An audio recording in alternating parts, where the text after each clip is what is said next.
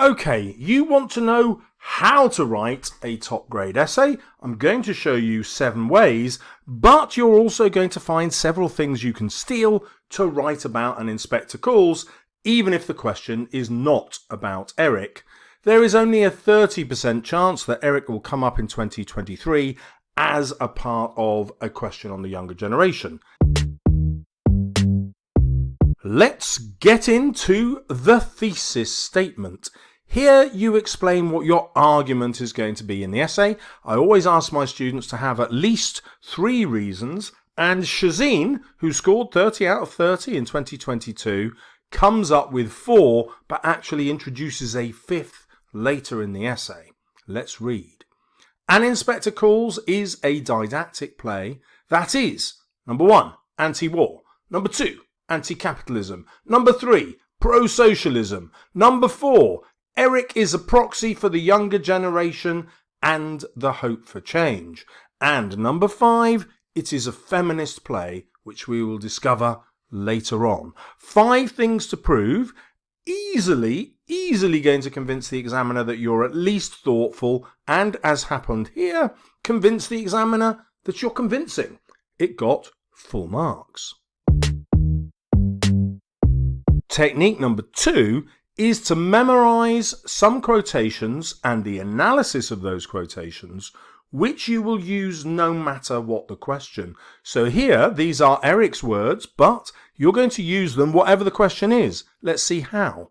I think it's a shame. We aim for the highest profits. Why shouldn't they aim for the highest wages? Now you can see how that would fit any essay about social responsibility, the trials of the working classes, socialism, capitalism, the problems of the Burlings, the difference between the younger generation and the old generation. It will fit every single one. And allied to that is you're going to memorize the analysis you want to use for that quotation.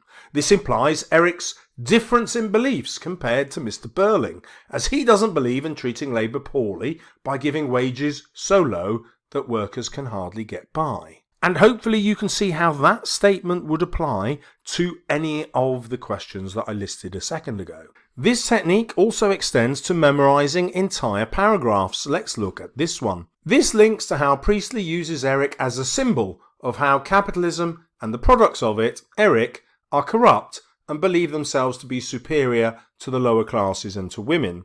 Now you can easily see that you could get rid of the word Eric and put in any of the other Burlings. And this bit you won't have to change at all. Furthermore, the inspector demands, put yourself in the shoes of these young women counting their pennies, to emphasise the importance Priestley placed on women's rights and equality. Remember I said that feminism could have been added to that thesis statement. Here is the evidence, and this will apply no matter what the question. You can steal this paragraph now. Don't write it word for word because that would be plagiarism, but the ideas in it are 100% up for grabs. You can steal those. That's not cheating. The next paragraph is exactly the same. You can steal it. Remember to use your own words. And Shazeen has memorized it word for word to use in their own exam. Priestley is telling the audience, in which women can vote, that capitalism and the patriarchal society is unfair and needs to be removed and replaced with socialism and a Labour government. This may be why this play targets these young women, and why it is set in an industry of women to appeal to a female audience. You see how Shazeen is building the case for this being a feminist play. As the play was released when women had the right to vote. Thus, Priestley may be using this as a campaign for feminism and socialism.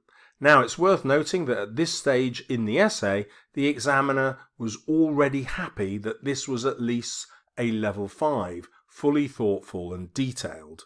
In other words, you can propel your essay into level 5 by memorizing the parts you want to use no matter what the question.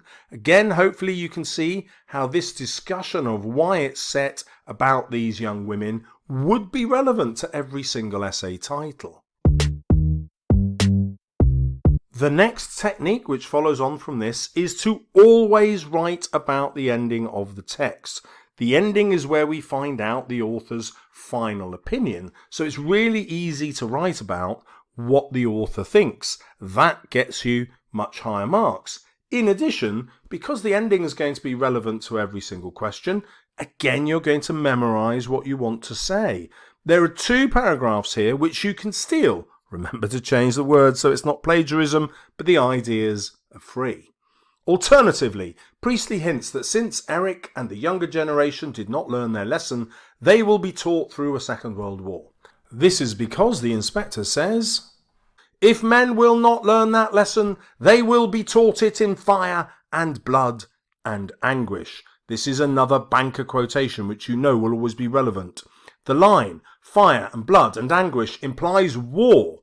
Thus, the families of the capitalist government of 1912 led to the First World War, and the failure of the younger generation learning from it results in the second death at the end of the play, symbolizing the Second World War.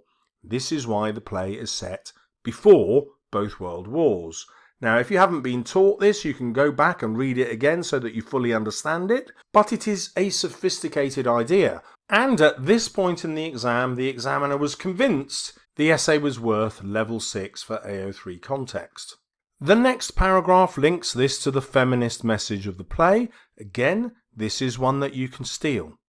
The phone call announcing the second death of Eva at the end suggests Eric doesn't learn his lesson. Moreover, Priestley highlights that men need to learn that lesson. So it's a feminist play. As at the time women had no power and only men could change the state of society and understand the benefits of socialism and removing the patriarchal society. So what you've seen there is Shazeen has already memorized about a third of the essay, starting with the thesis statement and those key quotations and those key paragraphs about context, knowing that those will be relevant to every single essay that comes up. That supercharges your revision and also allows you to make sure you have the vocabulary and the ideas to get top grades. The next technique is to be exploratory, and there's a really easy trick to do that. You're just going to use a few key words no matter what the question. Every time you use the word implies, you're saying, look, this isn't certain. I'm exploring an idea. The same is true every time you use the word suggests. And there is other tentative language that isn't certain, that is exploring possibilities that you could use. Could be. Could suggest. This may be due to. This may be why. Priestley may be using. You also get into the top of the mark scheme when you write about the author's perspectives. We've seen how 5 of them could have been in the thesis statement, but how do you keep doing that in each paragraph of your essay? Well, the very simplest technique is to realise that every single text that you read is a comment on the society that the author was living in. And therefore, if you keep referring to society, you're always going to be dealing with the author's point of view. In this play, you can always talk about the patriarchal society or the capitalist society. And let's see how often Shazeen does it. Well, I've hit Control F, typed in society, and it tells me Shazeen has used the word 8 times. And if I change that to patriarchal society, Shazeen has done that 5 times. So I will just click through them and you can read the rest of it by pausing the video if you want to. But you can see how frequent it is and how fluent Shazeen is. Notice very cleverly Shazeen uses the phrase towards the very end of the essay in order to remind the examiner of how good the essay is. The next technique, of course, is embedding quotations. That means fitting the quotations into the actual sentence so that they make sense within it. Now, this brings us to another super important point. How many quotes do you need to get the top grades? In my experience, it's 13 to 15. I prefer 15, but I've seen 13 given. Let's see how many Shazeen uses.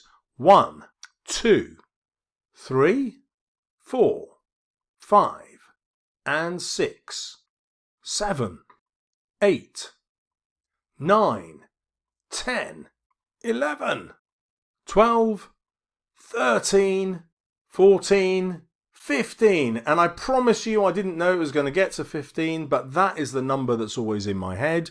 You can tell that a lot of these quotations come from a larger one that's quoted, and then Shazeen zooms in on individual words and phrases.